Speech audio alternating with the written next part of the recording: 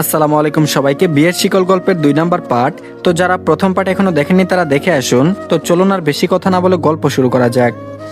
আকাশের নীলিমায় সূর্যের মেঘমাখা সোনালী আভা, পাখিদের ঘরে ফেরার ব্যস্ততা আর বাতাসে এক ধরনের মিষ্টি প্রশান্তি। নর্মাল ট্রাউজার, তার সঙ্গে ব্ল্যাক টি শার্ট, ট্রাউজারের পায়ের দিকটায় ম্যাচিং করা লেস লাগানো, পকেটে হাত গুজে রিজুডের চারিদিকে ঘুরে দেখছে তাসফিন শেখ। রিজুডের পিছন দিকে নারকেল গাছের বাগান, ধীরে ধীরে রোদেলা আকাশ মুহূর্তেই মেঘে ঢেকে গেছে। আকাশ পানে এক পল বৃষ্টি ফেরায় তাসফিন। বাগানের দিকে কারো পায়ের খচখচানি শব্দ শুনে কান খাড়া হয়ে এলো তার। সতর্ক ভঙ্গিতে পা টিপে টিপে এগিয়ে গেল তাসফিন। হলুদ রঙের আঁচল নজরে এলো তার। ইগল চক্ষু দুই খুঁটিয়ে খুঁটিয়ে দেখতে লাগলো সে। তারপর বলল, কে ওখানে? পুরুষালী কণ্ঠস্বর শুনে ঘাবড়ে গেল ফারা। তারা এসেছিল লুকিয়ে লুকিয়ে নেভিদের দেখবে বলে, অথচ বাগানের দিকে আসতে গিয়ে হিল জুতো জোড়ার সমস্যা করলো। একটা জুতোর হিল ভেঙে গেছে, সেটা তুলতে ব্যস্ত সে। সামনের দিকে দাঁড়িয়ে আছে স্নেহা। আকস্মিক তাসফিনকে দেখে চিৎকার করে দৌড় লাগায় স্নেহা। তারপর বলল, ফারা পালা পালা। ফারা জুতো জোড়া ফেলে দৌড় লাগালো, কিন্তু তাতেও ব্যর্থ হলো সে। বলিষ্ঠ হাতের বাঁধনে আটকা পড়ে তার নরম তুলতুলে হাতখানা। ঠিক তৎক্ষণাৎ টুপটাপ করে বৃষ্টি শুরু হলো। ধীরে ধীরে তার ঝনঝন শব্দ তুলে মাটির স্পর্শ করতে লাগলো। গাছের পাতাগুলো ভিজে চকচক করে উঠেছে। বৃষ্টি যেন ধরণীকে সতেজ করে তুলতে ব্যস্ত।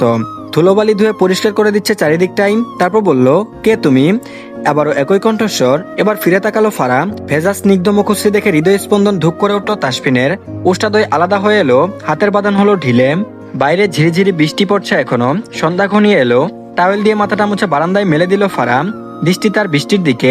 এই তো মধ্যখানের উপরে কোনো কিছু না থাকায় আকাশ ফেটে বৃষ্টির পানি বাড়ির মাঝখানে পড়ছে। বাড়ি ধুয়ে নোংরা পানিগুলো বেরিয়ে যাচ্ছে ছোট্ট পাইপ দিয়ে। পিলারের কাছে দাঁড়িয়ে আছে ফারা। মনে পড়ে যাচ্ছে ঘন্টাখানেক আগের দৃশ্য।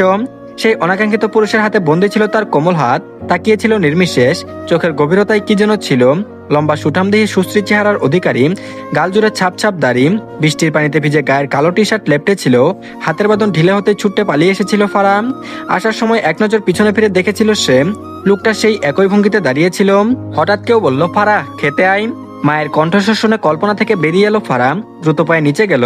রান্নাঘরের পাশে ডাইনিং টেবিল। খেতে বসেছেন জয়নাল আহমেদ, সাজ্জাদুল আহমেদ, নবীন আহমেদ আর স্নেহা।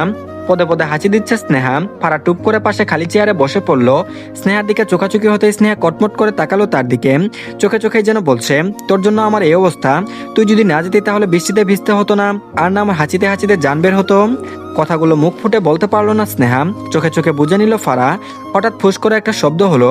একে অপরের দিকে মুখ চাওয়াচাওয়ি করলো উপস্থিত সবাই। ফারা কি একটা ভেবে জোরে জোরে হেসে উঠল। আরিফা আহমেদ মেয়ের হাসির কারণ খুঁজে পেলেন না। শায়লা আহমেদ বেকুবের নেই বলল, তুই হাসছিস কেন ফারা? ফারা কিছু বলতে নিয়েও থামতে হলো তাকে। পায়ে ক্ষীণ ব্যথা অনুভব করলো সে। স্নেহা পা দিয়ে চেপে ধরেছে তাকে। অগত্যা চুপ থাকতে হয়েছে। খাওয়া শেষে দুজনে রুমের দিকে এগোচ্ছে। আকস্মিক ফারা স্নেহার কানে ফিসফিস করে বলল, আমি কিন্তু শুনেছি তুই হাঁচি আটকাতে গিয়ে পাত দিয়েছিস। দাঁত কটমট করে তেরে আসে স্নেহা। ফলস্বরূপ এক চোট লাগালো ফারা। তারপর বলল, তোর ভবিষ্যৎ জামাইকে এই কথা বলে দেবো একদিন। স্নেহা বলল, ফারার বাচ্চা, তোকে আমি। ফারাকে আর কে পাই? দৌড়ে রুমে গিয়ে দরজা ভেতর থেকে বন্ধ করে দিল। আর এদিকে নিজ রুমে বিছানায় উপর হয়ে শুয়ে আছে তাসফিন। কপালের উপর ওর এক হাত রাখা, দৃষ্টি তার সিলিং ফ্যানের দিকে। অথচ মস্তিষ্ক মন দুটোই আটকে আছে হলদেটে রমণীর আদলখানে। বৃষ্টির পানিতে ভিজে চকচক করছিল তার কবুতরি পেলাপ। ছোটখাটো দেহখানা। উষ্ঠদয় কাঁপছিল তিরতির করে। তাসফিন এক মুহূর্তের জন্য বশীভূত হলো। হারিয়ে ফেললো নিজ সত্তা। দম বন্ধ করা এক পরিস্থিতিতে থমকে ছিল তার হৃদস্পন্দন। চৌকিতে বিছানায় উঠে বসলো সে। শান্ত শিথিল দৃষ্টি অশান্ত হয়ে এলো। এলোমেলো দৃষ্টি ফেললো চারপাশে। এক মুহূর্তের জন্য মনে পড়ে গেল তার সদ্য বিয়ে করা বধূর কথা। স্মরণে এলো ফেলে যাওয়া সেই মুহূর্তটা। আচ্ছা, তার ছোট্ট নাদোষ নুদোষ বউটা এখনো তাকে স্বামী বলে মানে? বিয়ে বাড়িতে লোকমুখে শুনেছে তার বউ বড়ই ছোট এবং নাদোষ নুদোষ। সচককে তো আর দেখেনি তাসফিন, তাই সঠিকটা বলতে পারছে না। আর না পারছে মনের ক্যানভাসে তার আঁকিবুকি করতে। পরক্ষণে নিজেকে দুটো বিশ্রী গালি দিল সে। পুরো 1 বছর পেরিয়ে গেছে, এখনো কি মেয়েটা তার জন্য থাকবে? দেখো গিয়ে বিয়ে করে সংসার করছে বোধহয়। ভালো হয়েছে তার প্রফেশনাল কাজের জায়গাটা কেউই বিষয়টা তেমন জানে না। ভাই সৌহার্দ্য ছাড়া। বিছানার বাইরে এলো তাসফিন। বৃষ্টি ধীরে ধীরে কমে আসছে। কৃষ্ণপুর এলাকায় আসার এক বিশেষ কারণ রয়েছে। তাদের টিমের একজন লেফটেন্যান্ট তার বন্ধু ইকবালের চাচাতো বোনের বিয়ে। যেহেতু তারা এই পথ ধরে ফিরেছে, তাই তার চাচা ভীষণভাবে চাইলেন বিয়েতে যাতে তারা উপস্থিত থাকে। না করতে ইচ্ছে করলো না তাসফিনের। বিয়েটা মিটে গেলেই বাড়িতে ফিরবে সে। বহুদিন পর মায়ের আদলখানি মন ভরে দেখবে। বাবাকে আলিঙ্গন করবে। চমৎকার মুহূর্তগুলো কল্পনা করতে করতে প্রশান্তির নিঃশ্বাস টেনে নিল তাসফিন। তবে অস্থির হচ্ছে হৃদয় পাড়া। কে ওই মেয়েটা? পবিত্র এক মুখের দেখা মিলল। জানতে তো হবে কে সেই রমণী। আর এদিকে সকাল সকাল ঝুমুর কলেজের জন্য তৈরি হয়েছে। আজকে তার অনার্সের এক্সাম আছে, তাড়াহুড়ো করছে সবকিছুতে। ব্যাগপত্র নিয়ে দোতলা থেকে নেমে এলো। নূপুর সকাল সকাল তাকে বেরিয়ে যেতে দেখে বলল, কিরে ঝুমুর, এখনই চলে যাচ্ছিস? টেবিলের ওপর থাকা এক গ্লাস জুস চট করে খেয়ে নিল, তারপর বলল, আরে আপু, আজকে আমার কলেজে এক্সাম আছে তো। নূপুর তাড়াহুড়ো করে খাবার প্লেটে দিল, তারপর বলল, তাহলে খেয়ে যা, এভাবে খালি পেটে যাবি নাকি? ঝুমুর শুনলো না, অসম্মতি জানাই, তারপর বলল, না না, আমি কলেজে কিছু একটা খেয়ে নেব। পা বাড়াই সদর দরজার দিকে কোনোই টেনে ধরলো রুবেনা শেখ, তারপর বলল, থাপ্পড় দিয়ে দাঁত ফেলে দেবো সব, চুপচাপ খেতে বস। মায়ের ধমক খেয়ে মুখ চুপসে গেল ঝুমুরের। সাইফুল সবে অফিসের জন্য তৈরি হয়ে নিচে এলো। শালিকার চুপসে যাওয়া মুখ দেখে বলল, কি ব্যাপার শালিকা সাহেব, মন খারাপ কেন? পাশের চেয়ারে বসলেন সাইফুল শেখ। ঝুমুর বলল, আর বলো না দুলা ভাই, আম্মু শুধু শুধু জোর করছে। খাবার বেড়ে দিচ্ছেন নূপুর। রুবেনা শেখ রিজওয়ান শেখকে ডেকে আনলেন খেতে, তারপর বললেন, ঝুমুর, আজকে তো তোমার পরীক্ষা আছে তাই না? বাবার কথায় মাথা দুলায় ঝুমুর। অল্প হাসলেন রিজওয়ান শেখ। খেতে খেতে গল্প জুড়ে দিলেন সাইফুল শেখের সঙ্গে, তারপর বললেন, তোমার ব্যবসা কেমন চলছে সাইফুল? রুটির টুকরো মুখে পুরো ভদ্রভাবে বলল, আলহামদুলিল্লাহ ভালোই চলছে আব্বু, এই তো গত মাসে আবার রাজশাহী যাব।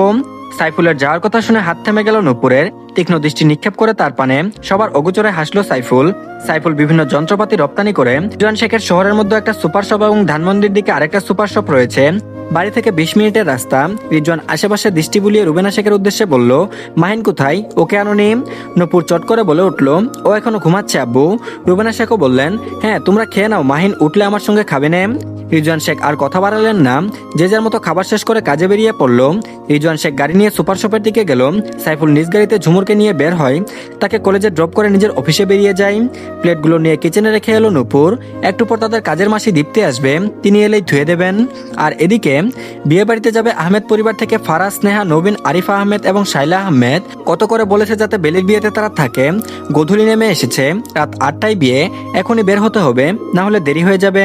কমলার মধ্যে স্বর্ণের চুরির কাজ করা একটি শাড়ি পরেছেন আরিফা আহমেদ। শাইলা একই রকমের, তবে তা নীলের মধ্যে পড়েছে।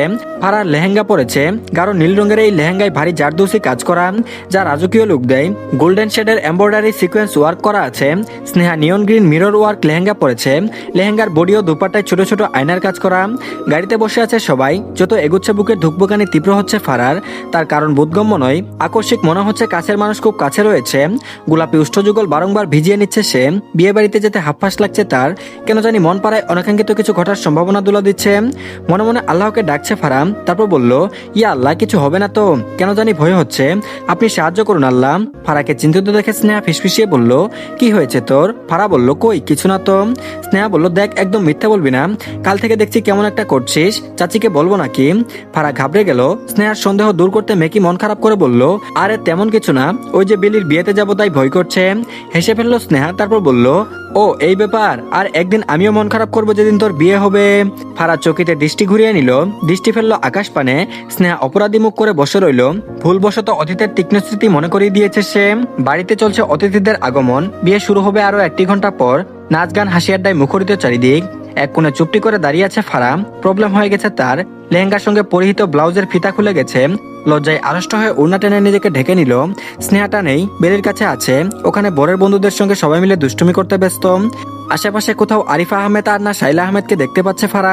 দূরে দাঁড়িয়ে দাঁড়িয়ে এক অপরিচিত ছেলে লোভনীয় দৃষ্টিতে তাকিয়ে আছে তার দিকে। বিষয়টা খেয়াল করেনি ফারা, আর খেয়াল করলেও তার ছোট মস্তিষ্কে প্রভাব ফেলতে পারেনি। ওনার একাংশ লুটিয়ে পড়েছে পিঠ বেয়ে। সেদিক পানে নজর নেই তার। সে তার ফিতে ধরে দাঁড়িয়ে আছে, কাউকে খুঁজে চলেছে। বলতে চাইছে নিজের সমস্যার কথাটুকু। কোণের উৎসছোঁয়া পেয়ে ফিরে তাকালো ফারা। মুখশ্রী দেখার পূর্বে তাকে টেনে নিয়ে এগোতে লাগলো ডান দিকে। অপরিচিত একজন পুরুষ আরো খানিকটা এগিয়ে নিয়ে গিয়ে একজন ভদ্রমহিলাকে আঙুলের ইশারায় ডাকলেন। মহিলা সাহসা এগিয়ে এলেন। কিছুটা বলতেই ভদ্রমহিলা কাছে এলো ফারার। তারপর বলল, পিছন ঘুরো, আমি ফিতে বেঁধে দিচ্ছি। পরকালো ফারা, তবে প্রত্যুত্তর না করে পিছন ফিরল। ভদ্রমহিলা ফিতেটা বেঁধে দিল, তারপর বলল, ভারী মিষ্টি মেয়ে। ফারা কিছু বলল না, নিজ জায়গায় ফের চলে গেল ভদ্রমহিলা। সামনে দাঁড়ানো পুরুষ এগিয়ে যেতে লাগলো। ফারা আইটাই করে জিজ্ঞেস করলো, শুনুন। সহসা ফিরে তাকালো তাসফিন শেখ। তাসফিনকে দেখে পিলে চমকে উঠল ফারার। কম্পিত হয় বক্ষস্থল। তারপর বলল, আপনি? সেদিন নারকেল বাগানে হাত ধরা লোকটাকে দেখে হৃদস্পন্দন বেড়ে গেল। ফাঁকা ঢুক গিলল সে। তাসফিন চোখে হাসলো, মুখশ্রী জুড়ে অদ্ভুত গম্ভীর্য ভাব। তারপর বলল, কি ভেবেছিলে আমি ধরতে পারবো না? আরেক দফা চমকে উঠল ফারা। সে তো শুধু দেখতে চেয়েছিল নিভিরা দেখতে কেমন হয়, সামনাসামনি কখনো দেখেনি তাই। এখন এই লোকটা কি তাকে ধরতে এসেছে? ফের সামনে থেকে শব্দ এলো, লেফটেন্যান্ট কমান্ডার তাসফিন। পরের বাক্যটুকু উচ্চারণ করার পূর্বে ফারাহ পেছন দিকে ছুট লাগালো। এখানে থাকা মানে বিপদ, কখন তাকে ধরে নিয়ে যায় আল্লাহ মালুম। আরিফ আহমেদকে খুঁজতে লাগলো ফারাহ। অবশেষে দেখাও মিলল। বেলির মায়ের সঙ্গে কথা বলতে ব্যস্ত তিনি। ফারাহ চুপটি করে সেখানে চলে গেল। চুপচাপ ভালো বাচ্চাদের মতো দাঁড়িয়ে আছে। দৃষ্টি তুলে সন্ধানী দৃষ্টিতে তাকালো আশেপাশে। লোকটা আসছে না তো। সামনে নজর যেতেই দেখতে পেল তার দিকে তাকিয়ে আছে কমান্ডার। আঁখি দুই ছোট হলো তার, ঘনপল্লব বারংবার ফেলছে। সামনে প্রায় 5 জনের মতো পুরুষ, সবাই একই রকম সেজেছে। কালো স্যুট, ভেতরে অফ হোয়াইট শার্ট। কমান্ডার একই পোশাকে আছে, শুধু তার চুলগুলো স্প্রে করা।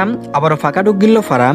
সামনের পুরুষের দৃষ্টি যে তীক্ষ্ণ, বুকের হাত ভাঁজ করে সম্পূর্ণ দৃষ্টি তার দিকেই নিক্ষেপ করেছে। আকস্মাক দৃষ্টি বদলায় তাসফিনের। আরিফ আহমেদকে দেখে চমকিত হলো। উনাকে চিনতে ব্যাগ পোহাতে হলো না। কপালের ঘাম বেয়ে গড়িয়ে গেল তার। তবে কি তাসফিন যা ভাবছে তাই সত্যি? এই মেয়েটা তার? নিজের ভাবনাকে ধিক্কার জানিয়ে বলল, এসব কি ভাবছি আমি? কাঁধে কারো হাতের স্পর্শ পেয়ে ফিরে তাকালো তাসফিন। সৌহার্দ্য দাঁড়িয়ে আছে। তারপর বলল, ভাইয়া কি হয়েছে তোমার? চিন্তিত দেখাচ্ছে যে।